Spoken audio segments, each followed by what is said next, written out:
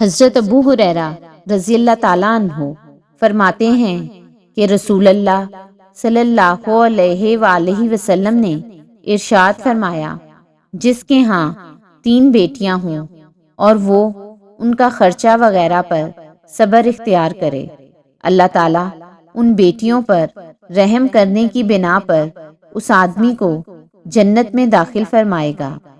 راوی کہتے ہیں، ایک آدمی نے پوچھا، یا رسول اللہ صلی اللہ علیہ وآلہ وسلم، جس کی 2 بیٹیاں ہوں؟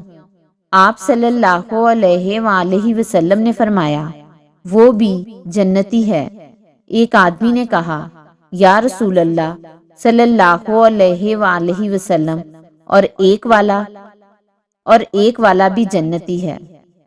حضرت انس رضی اللہ تعالیٰ عنہ فرماتے ہیں، نبی اکرم صلی اللہ علیہ وآلہ وسلم کچھ صحابہ کرام رضی اللہ تعالیٰ عنہ کے پاس سے گزرے۔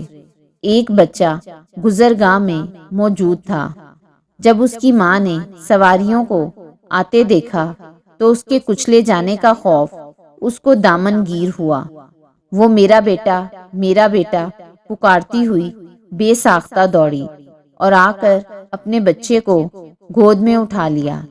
لوگوں نے کہا، اے اللہ کے نبی، یہ اپنے بچے کو کسی بھی طور پر آگ میں ڈالنا گوارا نہیں کر سکتی۔ رسول اللہ صلی اللہ علیہ وآلہ وسلم نے فرمایا، نہیں، اللہ کی قسم، اللہ تعالیٰ اپنے دوست کو کبھی بھی آگ میں نہیں ڈالے گا۔ حضرت سراقہ بن مالک رضی اللہ تعالیٰ عنہ فرماتے ہیں کہ رسول اللہ صلی اللہ علیہ وآلہ وسلم نے ارشاد فرمایا، کیا میں تمہیں سب سے بڑے صدقے کے بارے میں تمہاری رہنمائی نہ کروں؟